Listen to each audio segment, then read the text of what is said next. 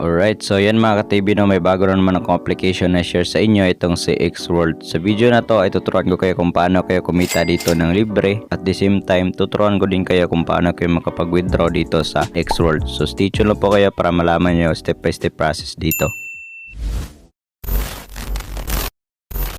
Alright, so yan mga ka-TV, no, ang una kailangan i-install muna natin ito si Xworld, no. So ma-download po ito sa Google Play Store at hindi pa ito available sa mga iOS user. So Android user lang po ito available. Kung makita nyo po dito, meron po silang 5 million downloads and napakaganda na po ng kanilang application background dito. So open na po natin at titignan natin yung kanyang interface dito. So kung makita nyo po dito, ito po yung itsura niya if ever in-open nyo po yung kanyang application. So ini-next lang natin yan para makapag-register na po tayo.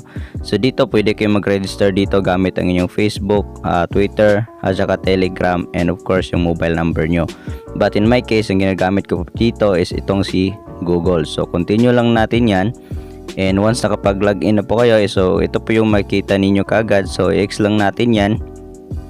Okay, so ito po yung pinaka dashboard nya. So kung makita nyo po dito sa itaas, nandyan po yung mga balance natin at yung mga games naman na in-offer nila dito sa baba, kung saan dito tayo makapag-earn ng libreng build dito.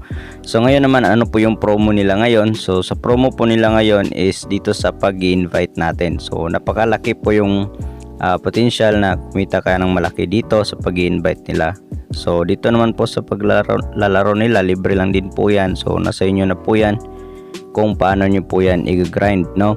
So dito tuturuan ko kayo kung paano po kayo makapag-invite dito. So kung may makita kayong 3 lines dyan sa right side, sa left side pala, so i-click nyo lang po yan and then pindutin nyo lang po yung invite friends. Ayan, so makita nyo dito lalabas po yung invite friends. So click lang natin yan and makita nyo po dito, for every friend you invite, you can earn up to $150.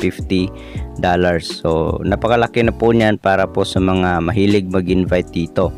And ang tanong is, sa isang tao po ba yan, no? Hindi po, no? Kasi yung kitaan dito is based po sa percentage or commission, no, sa mga na-invite mo. So kung makita nyo dito, pwede nyo i-customize ang inyong refer code. Katulad sa akin, nilagay ko is Kuyandro TV and i-confirm nyo lang po yan, no, para mag-success na po siya. And ngayon, kung gusto nyo mag-invite, so pwede nyo po yung i-share sa inyong mga social media accounts, and pag ginamit nila yung code mo, both pa kayo makapag-receive ng build token dito. And makita nyo dito sa invite friends, yan po yung makuha nyo, nasa $125, no? And another dyan is itong si weekly gift pack nila. Ayan, nagkalaga po siya ng $42 or nasa 386,000 build ang makukuha ninyo. So hanggang sa palaki yung ma-earn nyo dito, once malaki din yung build na naipon nyo dito weekly, no? So nasa inyo na po yan kung paano nyo po yan i-grind dito. So ngayon naman, punta kayo dito sa baba, makita nyo dyan yung mga ranking at yung mga tao na mahilig mag-invite. So nandyan po sila, makita po ninyo. And ngayon naman, kung gusto nyo pong madagdagan pa yung kita ninyo, so I recommend na pwede kayong bumili ng NFT dito. So pakita ko sa inyo, back tayo dito sa homepage and click natin to si Sprite. Ayan, so ito po is optional lang naman to, para po ito sa mga mahilig mag-invite tapos gusto silang mas mapabilis or mapalaki pa yung build na naipon nila. So pwede kayong bumili dito ng Sprite. So yung isang Sprite dito na pinakamura, so nagdepende po kasi ito sa rarity niya, so parang NFT talaga. So yung pinakamura dito is nasa 200 Xworld tokens. So titignan natin dito sa wallet, check natin yung kanyang value. So pipindutin lang natin itong si Xworld. Okay, tignan natin yung kanyang price kung magkano po siya. So check natin dito sa trade, tapos wait lang natin. Ayan, so confirm lang natin to, tapos click natin itong buy and antayin lang natin mag-reload. So dito sa amount, so ilagay lang natin dito si 200, no, 200 world. Ayan, tignan natin. So nagkalaga po siya ng 15 USDT, nasa I think nasa mga 800 plus pesos po yan. So ayan, para lang po yan sa mga willing bumili dito ng NFT para kung sakaling mag-invite kayo, mas ma-boost nyo pa yung earnings nyo dito. So mas malaki or mas marami kayong build na maipon. So ngayon naman, once nakapag-ipon na kayo ng build dito, so pwede nyo din po siyang ibenta kaagad, no? So click nyo lang po yung build. Teka, ito po siya. Ayan, tapos click lang natin itong trade. And then wait lang natin. Tapos dito, since magbibenta po tayo, so click natin itong sell. Okay, so click lang natin yung sell. Andito sa limit price, palitan lang po natin yan ng market price para instant po yung pagka-convert natin dito. Tapos tap lang natin itong max. And then click lang natin itong sell build. Okay. Ayan, so transaction complete na po siya. So pagka ganito na po yung makita nyo, lalabas na, is ibig sabihin po niyan is success na yung pagko-convert natin. So balik na tayo dito.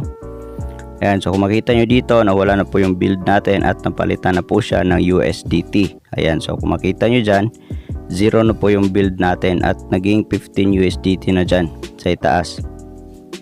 So ngayon naman, tuturuan ko naman kayo kung paano mag-withdraw dito if ever nakapag-convert na kayo. So click lang po itong withdraw dito, katabi po ng deposit at saka trade dyan sa itaas. Click natin yung withdraw and dito i-click lang natin itong sell. Dito may option pa kayo na pwede nyo i-type kung magkano lang yung gusto nyong withdraw or pwede nyo i-click itong all dito sa gilid. So in my case, i-type ko na lang dito kung magkano yung withdraw natin. So 15.01 ayan, USDT. And then click lang natin itong select a payment method. Kung makita nyo dito, marami pong options, pero ang pinaka-recommend ko po itong si GCash na lang kasi mas madali po siyang gamitin. Yan. So click lang natin itong si GCash. So pwede naman po yung bank, pwede din yung Maya, pero in my case GCash na lang po siya. So dito mag-add po kayo ng inyong GCash name at saka GCash number. So sa akin na-add ko na siya kaya hindi tinakpan ko na lang po siya. So kung bago pa lang kayo nagbenta dito or nag-sell, so kailangan nyo talagang mag-input dito ng information nyo sa GCash. Tapos next lang natin yan. And dito kailangan lang natin itong i-confirm na tama ba yung information na nilagay natin. Tapos kailangan natin ng fingerprint dito to verified. So ayan, kung makita nyo successful na po siya and antay lang natin yan na mag-success.